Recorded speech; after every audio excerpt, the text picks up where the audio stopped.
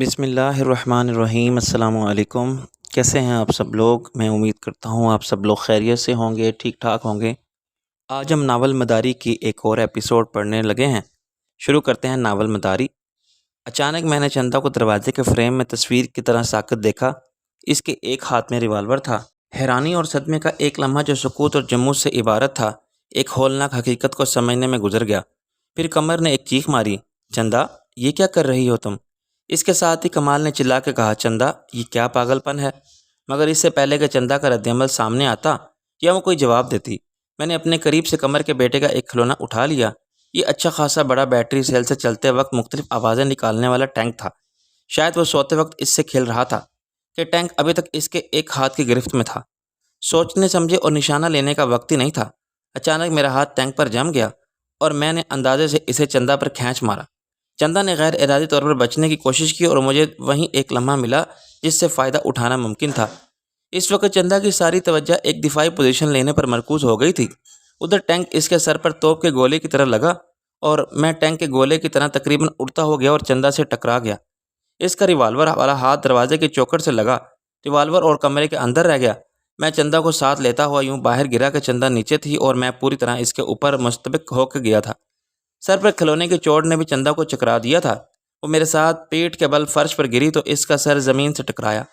اس نے مزاحمت کی واجبی سی کوشش کی تھی اور میں نے اس کے لبوں سے صرف ایک بار سنا تھا، چھوڑو، مر جانے دو۔ پھر وہ خاموش اور ساکت ہو گئی۔ میں نے اٹھنے کے بعد اسے جھنجھوڑا، چندہ ہوش میں آؤ۔ کمال بولا، اسے اٹھا لے یار، یہ تو بے ہوش ہو گئی ہے۔ میں نے اسے اپنے دونوں ہاتھوں میں بھر لیا اور بیڈ پر لٹا دیا۔ قمر نے مجھے فریج سے ٹھنڈے پانی کی بوتل نکال کے دی۔ میں نے اس کے منہ پر چھینٹے مارے اور اسے آوازیں دی مگر وہ صرف کراہتی رہی۔ قمر سخت نروس تھی اور بار بار پوچھ رہی تھی، آخر یہ کیا ہو رہا ہے بھائی؟ مگر ظاہر ہے کہ اس کا سوال کا مقصد کوئی نہیں تھا، چنانچہ میں نے بھی اسے جواب دینا ضروری نہیں سمجھا۔ کمال نے اس کی نبض دیکھی اور مطمئن انداز میں سر ہلایا، فکر کی کوئی بات نہیں، ابھی ٹھیک ہو جائے گی۔ یہ کام کیوں رہی ہے؟ قمر نے کہا، اس پر ایک کمبل ڈال دو اور تھوڑا سا دودھ گرم کر کے لاؤ۔ یار اسے کوئی انجیکشن وغیرہ لگا دے۔ میں نے کہا لگا دوں گا اگر ضروری ہوگا۔ ڈاکٹر تو ہے یا میں؟ کمال بولا۔ میں کچھ فاصلے پر دیوار سے ٹیک لگا کے بیٹھ گیا اور قالین پر پاؤں پھیلا دیے۔ ایسا لگتا ہے کہ چندہ نے ہماری باتیں سنی تھی۔ کمال ایک گاؤں تکیے کے سہارے نیم دراز ہو گیا تھا اور ہم اپنی باتوں میں مگن تھے۔ پتہ بھی نہیں چلا وہ کس وقت اندر آ گئی، لیکن یار یہ تو حد ہو گئی۔ میں نے کہا میری سمجھ میں تو اس مسئلے کا کوئی حل نہیں آتا۔ کمال چھت کو دیکھتا رہا۔ اب مجھے ہی کچھ کرنا ہوگا۔ صورتحال قابو سے باہر ہوتی جا رہی ہے۔ یہ ریوالور کہاں سے آ گیا چندہ کے ہاتھ میں؟ کمال نے مجھے یوں دیکھا جیسے میرا سوال انتہائی احمقانہ تھا۔ کرنل صاحب کے پاس ریوالور تھا یا نہیں؟ تھا تو صحیح۔ میں نے کہا دیکھا مجھے؟ میں نے چھپا دیا ڈریسنگ ٹیبل کی دراز میں۔ کمال بولا، یہ چندہ نے کیا حرکت کی تھی اور کیوں؟ کیوں کا کیا میں جواب دوں؟ کیا تو نہیں جانتا الو کے پٹھے اتنا انجان بن کے مجھ سے پوچھ رہا ہے؟ میں نے کہا میرا مطلب ہے چندہ کس کی جان لینا چاہتی تھی؟ اپنی، اور صرف اپنی۔ تیری زندگی کو اس سے کوئی خطرہ نہیں۔ چندہ کے ساتھ جو بھی ہو رہا ہے اس کا خمیازہ خود ہی بھگت رہی ہے۔ میں نے خفگی سے کہا تیرے لہجے میں الزام کی بو آتی ہے مجھے۔ آخر کہنا کیا چاہتا ہے تو؟ کیا یہ سب میری وجہ سے ہوا؟ نہیں، تیرے باپ کی وجہ سے ہوا جس نے تیرے جیسے مداری کو پیدا کیا۔ کل تک چندہ کی عشق کی ڈگڈگی تھی، اس سے پہلے شادو تھی، آج شبنم ہے اور خیر سے آنے والے کل کے لیے نیلم آ گئی ہے میدان میں۔ میں نے کہا بکواس مت کر ورنہ میں ماروں گا ایک جھانپڑ، اور کوئی یہ بات کہتا ہے تو میں معاف کر دیتا ہوں اسے، لیکن تو سب جانتا ہے۔ کمر کوشش کر رہی تھی کہ گرم دودھ کو چمچ سے چندہ کے حلق سے اتار دے۔ اس نے پلٹ کے دیکھا، کیوں بھائی کیا قصور ہے اس میں؟ چندہ نے جو کیا وہ ٹھیک تھا؟ کمال نے دونوں ہاتھ جوڑے، تم اور تمہارے بھائی صاحب دونوں سچے۔ جورو کے ساتھ جورو کا بھائی ایک طرف تو ساری خدائی کی دلیل کے دوسری طرف ہونے سے بھی کیا فرق پڑ سکتا ہے؟ مگر سچی بات یہ ہے کہ میرا دل بہت دکھی ہے چندہ کے لیے، کس جذبے کے ساتھ وہ شریک ہوئی تھی میرے مشن میں۔ وہ بہت کچھ کرنا چاہتی تھی اور کر سکتی ہے، لیکن اپنی موجودہ ذہنی کیفیت میں وہ صرف خودکشی کر سکتی ہے، وہ بھی میرے سامنے آ کے۔ میں نے افسوس سے سر ہلایا۔ پہلے ہی اس نے دنیا کی نظر میں مجھے مجرم بنا دیا ہے۔ یہ ایسا ہے جیسے 100% اپنی غلطی کی وجہ سے پیدل چلنے والا کار کے نیچے آ جائے تو سب کی ساری ہمدردی اس کے لیے وقف ہونا ایک فطری بات ہے۔ گاڑی والا سب کی نفرت اور عتاب کا نشانہ بن جاتا ہے۔ کوئی سوچتا بھی نہیں کہ کسی انسان کی جان لینا تو دور کی بات ہے، وہ کاکروچ کو نہیں مار سکتا۔ وہ خود کتنے ذہنی عذاب میں مبتلا ہے۔ خدا نہ خواستہ چندہ کو موقع مل جاتا میرے سامنے مرنے کا تو مجھ پر کیا گزرتی؟ میں پہلے ہی ایک ناگزردہ گناہ کے احساس جرم کا بوجھ لیے پھر رہا ہوں کمال، پر میری بات کا زیادہ اثر نہیں ہوا۔ چندہ کے اعصاب بالکل ہی جواب دے گئے تھے۔ اب اسے رات کو نیند بھی نہیں آتی۔ میں نے اور قمر نے کئی بار دیکھا وہ برآمدے میں کھڑی ہے یا باغ کی کسی بینچ پر بیٹھی ہے اور دیکھ رہی ہے خلا میں۔ ایک بار میں نے کہا تھا کہ تم کام کی بہت ٹینشن لے رہی ہو، یہ تو نہیں کہہ سکتی تھی کہ تم خود اپنے پیدا کیے ہوئے حالات کے جذباتی بحران میں مبتلا ہو۔ میں نے مشورہ دیا تھا کہ اسے کوئی ٹرینکولائزر استعمال کرنا چاہیے تو وہ ہنسنے لگی کہ میں تو بہت پرسکون ہوں، کوئی پریشانی نہیں مجھے، خواہ مخواہ دوا کیوں کھاؤں؟ وہ خود بھی جانتی ہوگی کہ یہ جھوٹ ہے، مگر خود فریب میں مبتلا رہنا ایک الگ نفسیاتی بیماری ہے۔ اس نے اٹھ کے چندہ کو پھر چیک کیا۔ میں نے کہا یار تو اسے ڈاکٹر عائشہ کا کلینک چھوڑ دے، ہاں جیسے ٹی وی خراب ہو جائے تو اسے ورک شاپ میں چھوڑ آتے ہیں۔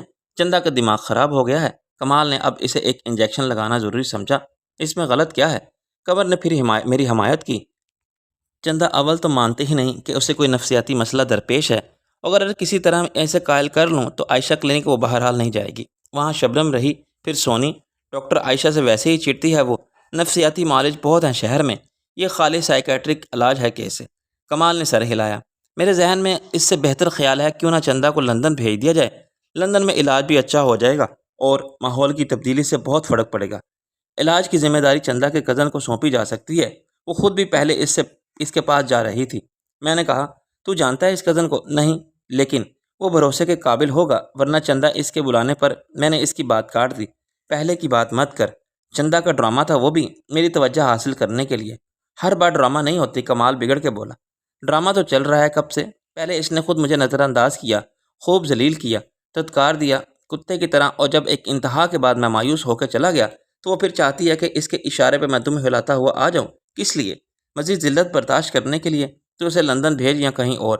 کمال نے دل گرفتہ لہجے میں کہا یار اب وہ میری ذمہ داری ہے، میرا لندن کے بہت سے ڈاکٹروں کے ساتھ رابطہ ہے، میں سب انتظام کر لوں گا، مگر ایک بات تجھ سے بھی کہنی ہے۔ میں نے کہا میں جانتا ہوں تو کیا کہے گا، فکر مت کر، جب تک چندہ یہاں ہے وہ میری صورت نہیں دیکھے گی، میں ادھر نہیں آؤں گا۔ قمر نے کہا کیوں نہیں آؤ گے بھائی، مجھ سے ملنے آتے ہو تم؟ کمال نے بیوی کو ڈانٹا، بے وقوفی کی بات مت کرو، ناصر کو دیکھ کر اسے کچھ ہو جاتا ہے، وہ جذباتی بحران میں پڑ جاتی ہے، تمہیں ملنا ہے تو 10 بار ملو ناصر سے، میں کوئی دیوار نہیں کھڑی کر رہا، تم سے زیادہ ناصر کی پرواہ ہے مجھے، مگر تم بھائی بہن کی محبت کا ڈھول زیادہ پیٹتی ہو۔ قمر رونے پر آمادہ ہو گئی۔ کیا میں ڈھول پیٹتی ہوں؟ میں نے اسے اپنے قریب کر کے پیار سے تسلی دی، برا مت ماننا، چھوٹی چھوٹی باتوں کا ہم سب کا رشتہ ایسا نہیں ہے۔ وہ آنسو صاف کر کے بولی پتہ نہیں کس کی نظر لگ گئی ہے ہمیں بھائی۔ میں نے کہا دیکھ ڈریسنگ ٹیبل میں وہ ریوالور رکھا ہوگا۔ قمر نے دروازہ کھول کے ریوالور نکالا اور یوں ڈرتے ڈرتے مجھے پکڑا دیا جیسے وہ دستی بم ہے جو پھٹنے ہی والا ہے۔ یہ خان جی کا ہے۔ میں نے ریوالور کا معائنہ کیا، ہاں وہی ہے، مگر یہ چندہ کے پاس کیوں ہے؟ قمر نے کہا خان جی کی ہر چیز اسی کی ہے۔ میں نے کہا بے وقوف، وہ ایک سینئر آرمی آفیسر تھے، ان کا استحقاق تھا کہ ان کی ذاتی حیثیت میں وہ جیسا اسلحہ چاہیں رکھیں، مگر چندہ کو ان کا اسلحہ ورثے میں نہیں مل سکتا، ان کے ذاتی استعمال کی چیزوں کی طرح۔ کمال نے کہا اس کا لائسنس بھی ان کے نام پر ہوگا، ظاہر ہے، اور لائسنس ٹرانسفریبل نہیں ہوتا، چندہ کو چاہیے کہ اسے واپس کرے ورنہ یہ غیر قانونی اسلحہ شمار ہوگا۔ کمال نے کہا ابھی تو میں نے ضبط کر لیا ہے، لیکن میں اسے تھانے میں جمع کرا کر رسید لے لوں گا۔ نہ جانے کیوں مجھے ریوالور کچھ ہلکا لگا، میں نے اس کا چیمبر کھول کر دیکھا تو بھونچا کے رہ گیا، اس میں ایک بھی گولی نہیں تھی۔ میری حیرانی نے کمال کو متوجہ کیا، کچھ کہے بغیر میں نے مسکراتے ہوئے ریوالور اسے دے دیا۔ یہ تو خالی ہے، کمال نے کہا۔ قمر چونکی، کیا ریوالور خالی ہے؟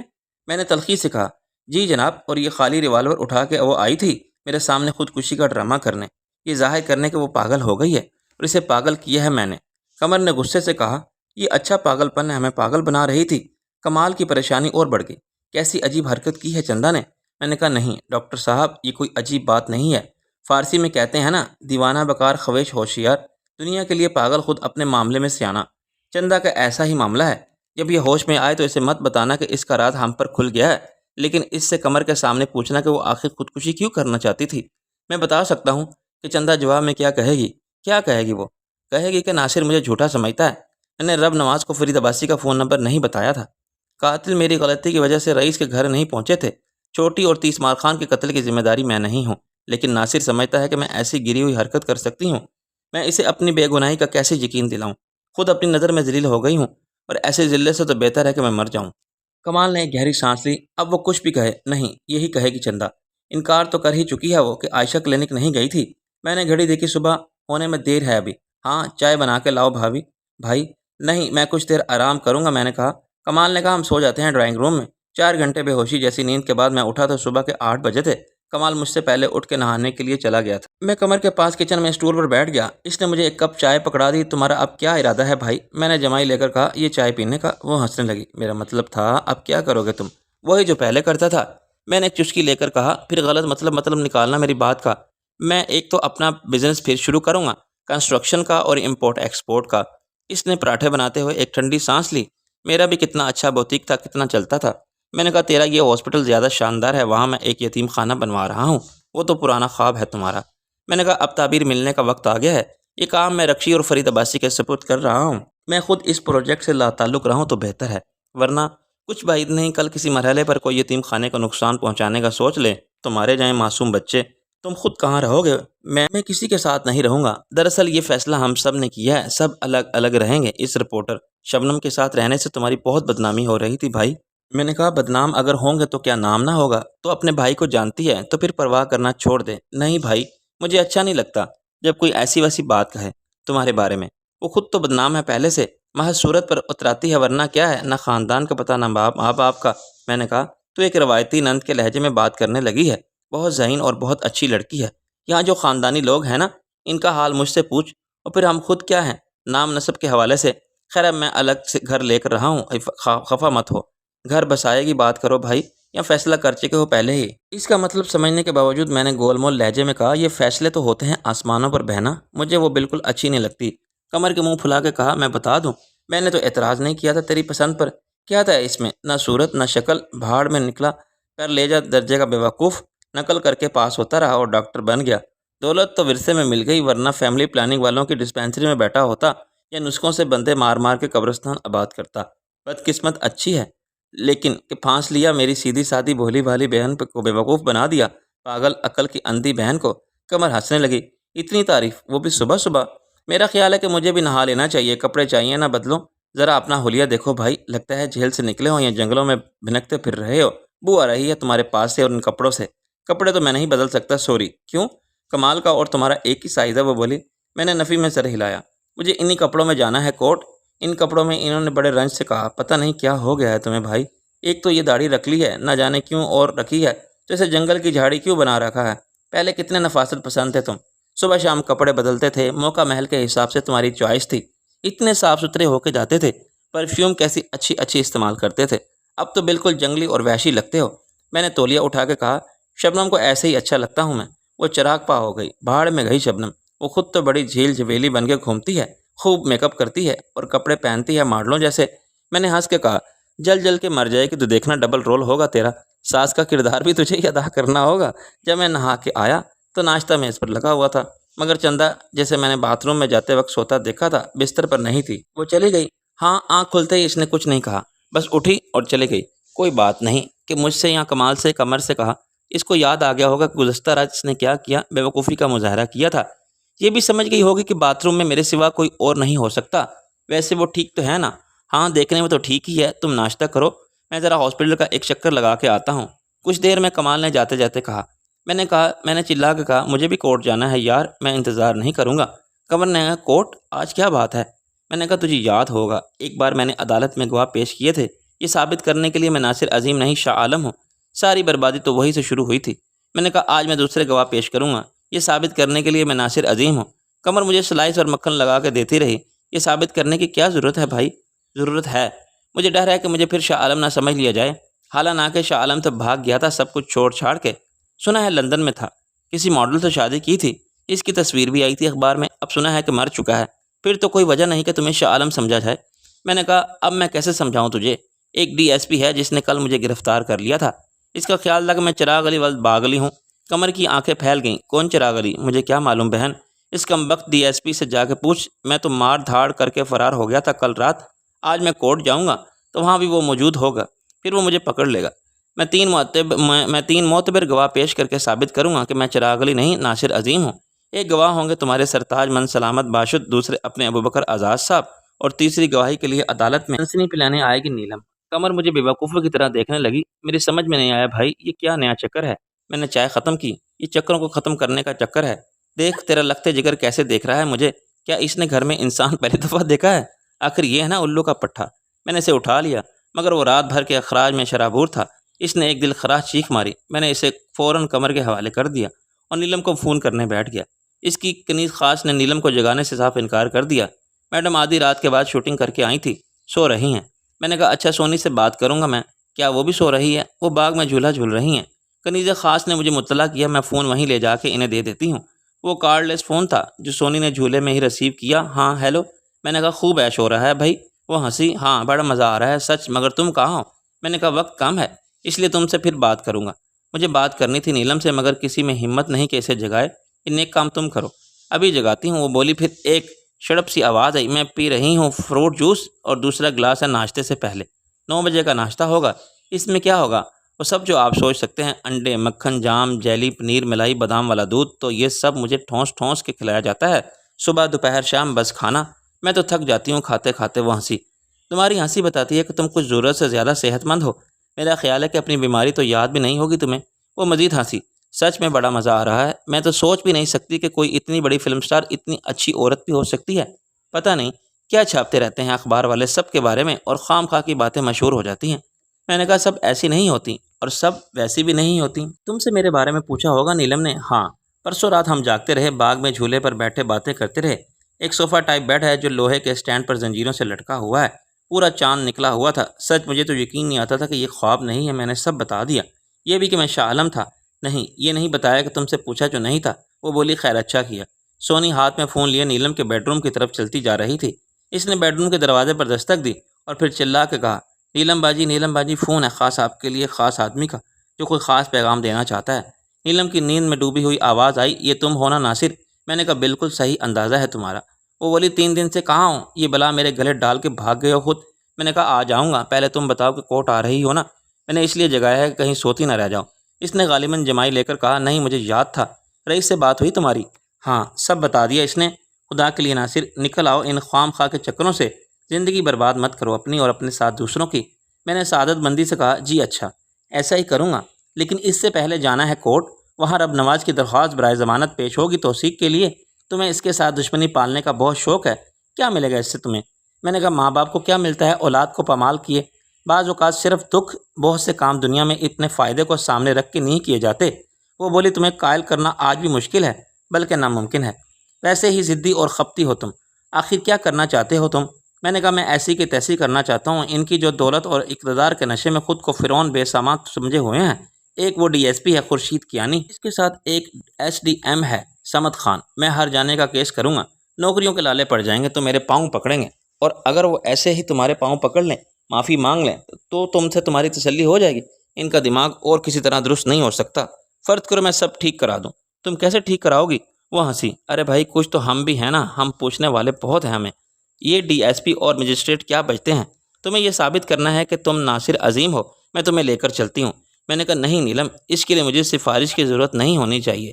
اگر تم مصروف ہو یا کورٹ میں آ کے گواہی دینے سے اندیشہ ہے کہ تمہاری نیگیٹیوٹی پبلسٹی ہوگی، فضول باتیں مت کرو۔ کہاں آنا ہے مجھے اور کتنے بجے؟ میں نے کہا رویداد خان کی کورٹ میں 12-1 بجے تک۔ میں تو ابھی جا کے بیٹھ جاؤں گا کورٹ روم میں۔ ٹھیک ہے، کیا میرا نام پکارا جائے گا؟ میں نے ہنس کے کہا نہیں یار، وہاں میرا کیس نہیں ہے۔ تمہاری ضرورت پڑے گی تو عدالت کے باہر جب کیانی مجھے پھر پکڑے گا کہ چراغ علی ولد باغ علی دیکھتا ہوں اب تو کیسے نکل کے جاتا ہے، میں رویداد خان کے چیمبر میں بیٹھی رہوں گی۔ میں نے کہا تم جانتی ہو نا، جب وہ سیشن جج تھے تو بڑے مہربان تھے مجھ پر حملہ کیا تھا کچھ گنڈوں نے، مجھے اللہ نے محفوظ رکھا، میرا ڈرائیور مارا گیا، رب نواز جیسا ہی ایک وہ تھا، کیا کہا تھا ابھی تم نے، فرعون بے سما۔ ہاں مجھے اپنی فلم کے لیے سائن کرانا چاہتا تھا۔ میں اسکرپٹ دیکھے بغیر یہ صرف فلم ساز کا پیسہ دیکھ کے فلم سائن نہیں کرتی تھی۔ حملہ اسی نے کرایا تھا، حملہ کرنے والے اس کے اپنے آدمی تھے، وہ پکڑے گئے تھے تو انہوں نے سب بک دیا۔ 7 سال کی قید ہوئی تھی، اور وہ فلم ساز، اسے میں نے معاف کر دیا۔ اس کا دماغ ٹھکانے آ گیا تھا، میرے پاس دشمنی پالنے کے لیے نہ فرصت تھی نہ ہمت۔ میں نے کہا یہ رویداد خان تمہارا پرستار ہے، بہت بڑا، ایک اشارے کا غلام ہے۔ میں نے کہا یعنی تمہارے کہنے سے رب نواز کے خلاف فیصلہ کر سکتا ہے؟ وہ بولی دیکھو ناصر، پہلی بات تو یہ کہ میں نے کسی اشارے کے غلام کو کبھی غلط اشارہ نہیں کیا، کیونکہ غلام تعمیل حکم کے بعد انعام مانگتا ہے، میں سمجھ گیا۔ دوسری بات یہ ہے کہ تم تو خود سفارش کے قائل نہیں ہو۔ انصاف کے عمل میں سفارش کا مطلب یہ ہوا کہ تمہیں اپنے حق پر ہونے کا یقین نہیں۔ میں مزید شرمندہ ہوا، آئی ایم سوری۔ تیسری بات یہ کہ اس میں رسک ہے، وہ مجھے انکار بھی کر سکتا ہے، تم اصرار کرو گے تو میں رسک ضرور لوں گی۔ میں نے کہا اب زیادہ شرمندہ نہ کرو، میرے منہ سے ایک غلط بات نکل گئی تھی، انصاف کے عمل میں رکھنا اندازی اصولی طور پر غلط ہے، دشمنی کے جذبات میں یہ بات بھول گیا تھا میں۔ آزاد صاحب سے بات کرنے کی ہمت مجھ میں نہیں تھی۔ مجھے یقین تھا کہ شبنم نے انہیں قائل کر لیا ہوگا۔ وہ دلیل سے نہ مانتے تو شبنم آنسوؤں سے انہیں منا سکتی تھی۔ وہ آزاد صاحب کو جذباتی طور پر بلیک میل کرنے کی پوزیشن میں تھی اور انہیں کھینچ کر کورٹ میں لا سکتی تھی۔ ان کے لیے یہ فراغت کا وقت تھا۔ رات بھر جاگنے کے بعد وہ عام طور پر 10 بجے تک گھر جا کے سو جاتے تھے۔ میں نکلنے ہی والا تھا کہ چندہ آ گئی۔ اس نے قمر سے کہا، میں ہاسپٹل جا رہی ہوں، کمال چلے گئے؟ ہاں، کوئی خاص بات؟ ہاں، ایک بات پوچھنی تھی تم سے۔ صبح میں یہاں سو رہی تھی تمہارے بیڈ پر، چندہ نے کہا۔ ہاں، تمہیں یاد نہیں؟ میں نے قمر کی آواز سنی۔ نہیں۔ اتنی شرم آئی مجھے صبح آنکھ کھلنے کے بعد، میں تمہارے بیڈ روم میں تمہارے بیڈ پر؟ توبہ توبہ، یہ سب کیسے ہوا؟ قمر نے تلخی سے کہا، زیادہ بننے کی ضرورت نہیں، تمہاری قسم مجھے بالکل معلوم نہیں، شاید میں سونے میں چلنے لگی ہوں، پلیز مجھے بتاؤ کیا ہوا تھا۔ یقین مجھے بھی نہیں تھا کہ چندہ جھوٹ نہیں بول رہی، مگر بحث میں بدمزگی اور تلخ کلامی کی نوبت آنے سے پہلے ہی میں نکل آیا۔ میں ایسا نہ کرتا تو قمر اس کو وہیں ایسی کھری کھری سناتی کہ چندہ سب ڈرامہ بھول جاتی۔ قمر سخت غصے میں تھی۔ چندہ مجھے دیکھ کے حیران ہوئی۔ ناصر تم؟ مجھے اس کی آنکھوں میں اور اس کی صورت پہ حیرانی بالکل جینون لگی۔ یہ اس کی اداکاری کا کمال بھی ہو سکتا تھا۔ کیا حال ہے چندہ؟ تم کب آئے؟ میں نے قمر کو دیکھا، اس کا چہرہ لال ہو رہا تھا اور وہ غصے میں پھٹ پڑنے کے قریب تھی۔ رات کو آئے تھے بھائی، دیکھا نہیں تھا تم نے؟ چندہ نے نفی میں سر ہلایا۔ وہ کنفیوژن اور شرمندگی کے جذبات سے مغلوب تھی۔ خود کو اس سچویشن سے آؤٹ کرنے کے لیے میں نے فرار اختیار کرنا بہتر سمجھا۔ قمر، میں جا رہا ہوں، میں نے موقع پا کے اسے اشارے سے سمجھایا کو میرے سامنے ہنگامہ نہ کرے۔ باہر آ کے میں نے سکون کی گہری سانس لی۔ قمر کا گھر میرا اپنا گھر تھا اور میری بہن نہ ہوتی تب بھی کمال کے گھر کو میں اپنا سمجھتا، مگر چندہ نے اپنائیت کے اس احساس کو ایک تکلیف دہ احساس ندامت میں بدل دیا تھا۔ شاید مجھے یہاں نہیں آنا چاہیے تھا۔ میں نے سوچا خیر آئندہ مجھے چندہ کے سائے سے بھی بچ کے رہنا ہوگا۔ اس کا رویہ اتنا غیر یقینی، ناقابل اعتبار اور خطرناک ہو گیا ہے کہ میں خود کو غیر محفوظ سمجھنے پر مجبور تھا۔ وہ اپنی مظلومیت کے تاثر سے میرے خلاف مسلسل جارحیت کا انداز اختیار کیے ہوئے تھی، الٹا مجھ پر ظلم کے الزام کو مسلط کرنے کی پالیسی پر عمل پیرا تھی۔ انتہائی ہوشیاری سے وہ اپنی نفسیاتی پیچیدگی کو میرے طرز عمل سے منسوب کرنے جا رہی تھی اور مجھے ٹارچر کرنے کے کھیل میں مصروف تھی۔ جیسا کہ مشہور ہے کہ محبت اور جنگ میں سب جائز ہے، تو چندہ نے محبت کو جنگ میں بدل دیا تھا اور اب دوہرے جواز کے ساتھ جھوٹ، خود فریبی، منفی ذہانت اور جذباتی بلیک میلنگ کے سب حربے آزما رہی تھی۔ میں کبھی سوچ بھی نہیں سکتا تھا کہ چندہ کی مسحور کن شخصیت کا دوسرا روپ اتنا مکروہ اور بھیانک بھی ہو سکتا ہے۔ جب تک میں اس کے ساتھ رہا، اس کو ایک ہی انداز سے دیکھتا رہا، میں اس الزام کو قبول نہیں کر سکتا تھا کہ اس کی شخصیت کو مسخ کرنے میں میرے رویے کو دخل تھا۔ اگر وہ مجھے معاف نہیں کر سکی تو ایک انتقامی رد عمل کا شکار ہوئی تو اس کی وجہ یہ تھی کہ اس کی اپنی فطرت میں معاف کرنے کی صلاحیت ہی نہیں تھی۔ وہ منظم اور مزاج تھی، وہ مجھے قبول کر لیتی اور غلطی کو انسانی سرشت سمجھ کے درگزر کر سکتی تو کچھ بھی نہ ہوتا۔ تحریری حمایت میں لڑنے والی سب سے بری سپر پاور تھی۔ اپنے بھائی کے لیے اس کا جانبدار ہونا ایک فطری بات تھی، مگر اس سے زیادہ برا چندہ کا تریہ چلتر والا طرز عمل تھا جس نے قمر کو چندہ کا دشمن بنا دیا تھا۔ وہ اسے کمال کی وجہ سے برداشت کرنے پر مجبور تھی، ورنہ اس کا جینا محال کر دیتی۔ مجھے یقین تھا کہ میرے نکلتے ہی قمر نے اس کو سب بتا دیا ہوگا، چندہ نے اس کی بات ماننے سے انکار کیا ہوگا اور اس کا نتیجہ ایک جنگ کی صورت میں نکلا ہوگا۔ چندہ تو یہ ظاہر کر رہی تھی کہ اسے کچھ یاد ہی نہیں۔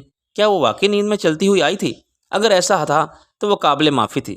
نیند میں چلنے والے نہیں جانتے کہ وہ کیا کر رہے ہیں اور صبح نہیں انہیں کچھ یاد بھی نہیں ہوتا، مگر اس کے ہاتھ میں ریوالور تھا۔ یہ ہو سکتا ہے کہ اس نے ریوالور کو خالی بھی رکھا ہو۔ اس ہاسپٹل کے اندر اس کے لیے ایسا کوئی خطر نہیں تھا کہ وہ بھرا ہوا ریوالور اپنے ساتھ رکھنے کی ضرورت محسوس کرتی، لیکن ریوالور کسی دراز یا الماری میں ہوگا۔ اس نے ریوالور کیوں نکالا؟ اسے کیسے اندازہ ہوا کہ میں قمر کے گھر میں موجود ہوں؟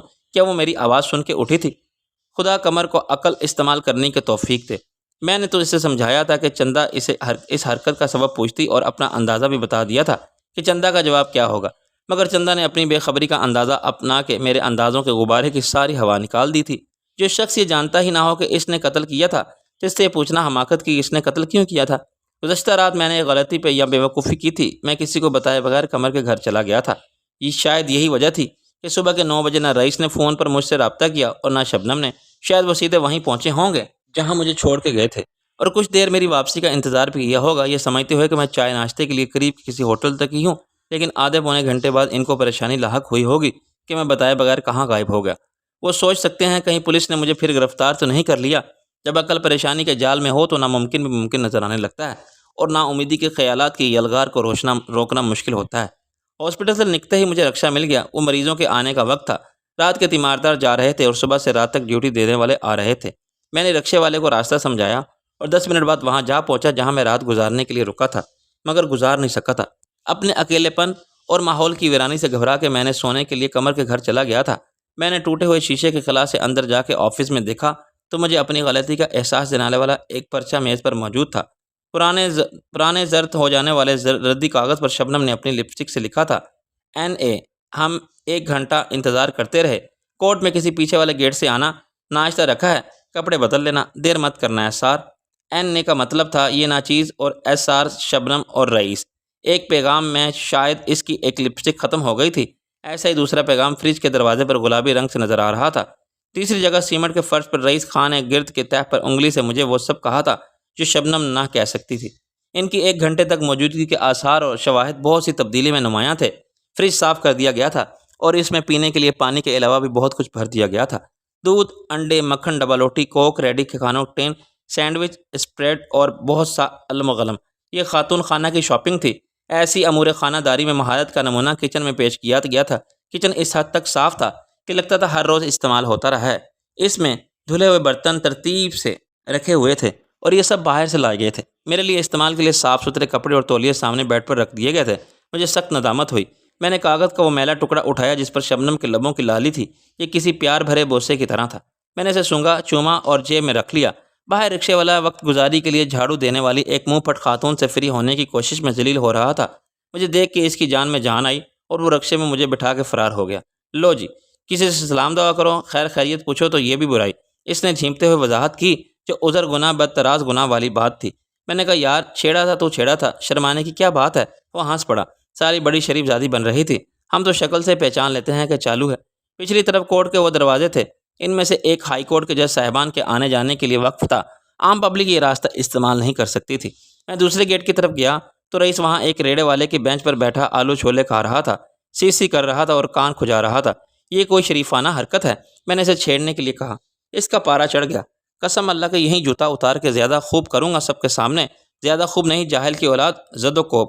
ابے ہاں وہی، کہاں سے آ رہی ہے سواری؟ قمر کے گھر جانا تھا تو فون کر کے ہمیں بتا نہیں سکتا تھا؟ میں نے کہا اس کا مطلب ہے تو نے فون کیا، بالآخر قمر اور تم بھی آئے ہوئے، وہ میرے ساتھ چل پڑا۔ ہاں مگر تو نے کپڑے نہیں بدلے؟ میں نے کہا ابھی نہیں، پہلے کیانی صاحب سے تو مل لیں۔ وائے آیا کہ نہیں؟ دونوں آئے ہیں بڑی تیاری سے، کیانی اور سمد خان۔ میں نے کہا اور رب نواز؟ میں نے دیکھا نہیں، وہ آئے گا بے شک 10 بجے پیشی کے وقت، اندر ہی چھپا بیٹھا ہوگا کہیں۔ میں نے کہا اگر اس کی ضمانت کی توثیق نہ ہوئی تو پولیس اسے فرار کرا دے گی۔ فرید اور شبنم بھی کہہ رہے ہیں کہ یہی بات ہے، لیکن ہو سکتا ہے رب نواز کا انتظام پکا ہوگا اور وقت سے پہلے یہ پتہ نہیں چلایا جا سکتا کہ اس کو فرار میں مدد دینے والے کون ہوں گے اور وہ کس طرف سے نکلے گا۔ ویسے کیا خیال ہے تیرا؟ میں نے کہا میرے خیال کی کوئی اہمیت نہیں، یہ معاملات اوپر ہی اوپر طے ہو جاتے ہیں، یعنی ضمانت بھی ہو سکتی ہے اس کی، یہ عدالت کے اختیار میں ہے، اور اگر سرکاری وکیل مخالفت نہ کرے تو فرید عباسی کیا کر سکتا ہے؟ یہ جج کیسا ہے؟ رئیس بولا۔ جج تو بس جج ہوتا ہے، میں کسی کے بارے میں کچھ نہیں جانتا۔ یہ بھی ہو سکتا ہے کہ جج ضمانت کی رقم 10-20 لاکھ نقد طلب کرے اور اس سے دگنی کی شخصی ضمانت مانگے، اور اب نواز فراہم کر دے گا۔ وہ دولت مند ہی نہیں، اثر رسوخ بھی رکھتا تھا۔ ہم باتیں کرتے ہوئے عمارت کے پچھلے حصے میں برآمدے تک پہنچ گئے تھے۔ ابھی تک کسی نے بھی ہمیں روکا نہیں تھا۔ ہر کورٹ میں ایک جج کسی نہ کسی کیس کی سماعت کر رہا تھا۔ سٹی کورٹ کے مقابلے میں یہاں کا ماحول زیادہ سنجیدہ اور مرعوب کرنے والا تھا۔ یہاں شور ہنگامہ، افراتفری اور بھاگ دوڑ نہیں تھی، لوگ خاموشی سے آ جا رہے تھے۔ وہاں پر موجود زیادہ تر وکیل پرانے اور عمر رسیدہ تھے اور اپنے موکلوں کو آہستہ لہجے میں سب سمجھا رہے تھے۔ برآمدوں میں پولیس اہلکار بھی بڑی تعداد میں موجود تھے۔ گیٹ کی سیکورٹی پر مامور عملے کے ایک رکن نے مجھے روکنے کی کوشش کی، مگر میرے پیچھے آنے والے رئیس نے پولیس والوں کے انداز اور لہجے میں کہا، ارے جانے دے، اپنا ہی بندہ ہے۔ رئیس ہولیے اور قد کاٹ سے سادہ لباس پولیس یا FI کا آدمی لگتا تھا جو بڑی تعداد میں عدالت کے اندر بھی گھسے ہوتے ہیں۔ میں نے جس دروازے سے داخل ہوا وہ عام طور پر عدالتی عملہ استعمال کرتا تھا۔ اگر میں عام راستے سے آتا تو میری طرف سب کی پشت ہوتی۔ اب میں نے کورٹ روم کا پورا منظر اپنے سامنے دیکھا۔ ہال میں لگی ہوئی بینچوں پر آگے وکیل بیٹھے تھے۔ فرید نے عباسی سے اپنے ساتھ کسی سینئر وکیل کو لایا تھا۔ وہ سفید بالوں والا دراز کا شخص تھا جس کی شخصیت بڑی متاثر کن تھی۔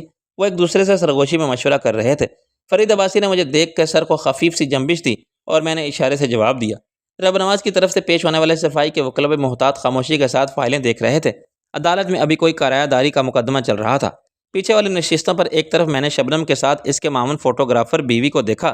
اس کا نام بابر وقار تھا، مگر مختصراً سب اسے بیوی کہتے تھے۔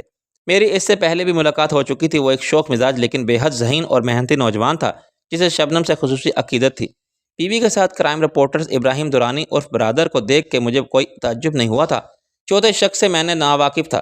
میں نے فرض کیا کہ وہ عدالتی معاملات کی رپورٹنگ کرتا ہوگا۔ جج کے روسٹرم سے سامنے والے دروازے تک جانے والا راستہ عدالتوں کی سیٹوں کے درمیان سے گزرتا تھا اس راستے کے دوسری طرف کی سیٹوں پر مجھے رب نواز کا خاندان نظر آیا۔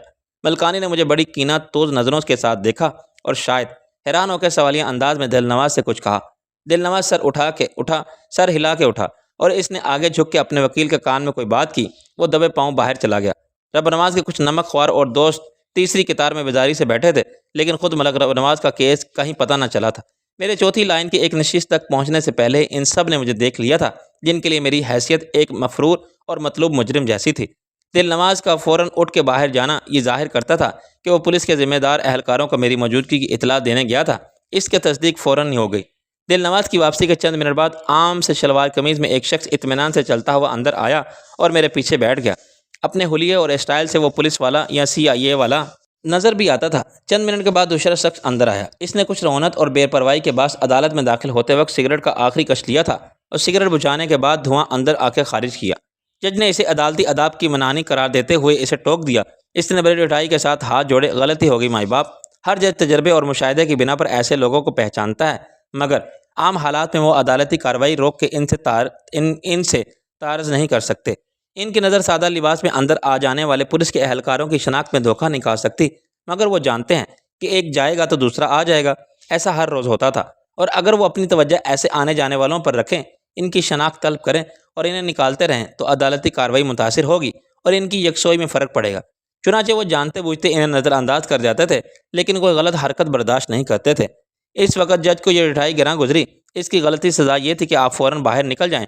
وہ رک گیا۔ جناب علی، ہم نے ہاتھ جوڑ کے معافی مانگ لی ہے۔ معافی آپ کا حق نہیں ہے، اور یہ معافی ہی نہیں ورنہ توہین عدالت بہت سنگین جرم ہے۔ جج نے برہمی سے کہا۔ اسے باہر جانا پڑا۔ وہ غالباً کوئی افسر تھا جس سے اس نے اپنی بے عزتی سمجھا۔ وہاں اس کے ماتحت اور اس کے رتبے کو جاننے ماننے والے بھی تھے۔ وہ احتجاجی انداز میں واک آؤٹ کر گیا۔ اس کے بعد وقفے سے 4 افراد آئے اور میرے آس پاس مجھے گھیر کر بیٹھ گئے۔ یہ میری گرفتاری کے انتظامات کی پیش بندی تھی۔ پولیس عدالت کے اندر نہیں آ سکتی تھی، لیکن انہوں نے اندر باہر ایک ایسا حصار قائم کر لیا تھا کہ جو خطرناک مجرم گزشتہ شب مسلح پولیس کی حراست سے نکل بھاگا تھا، وہ عدالت سے نکلتے ہی پکڑا جائے۔ میرے ساتھ شبنم اور فرید عباسی بھی آنے جانے والوں کا جائزہ لے رہے تھے۔ میں اطمینان سے انجان بنا بیٹھا رہا۔ پھر مقدمے کی کارروائی شروع ہوئی اور جس راستے سے میں اندر آیا تھا اسی سے رب نواز نمودار ہوا۔ دونوں طرف کے وکیل مستعد ہو گئے اور فرید عباسی نے رب نواز کو دوہرے قتل کی 2 وارداتوں میں ملزم نامزد کرتے اور اس کا نام FIR میں شامل کرنے کی درخواست کی۔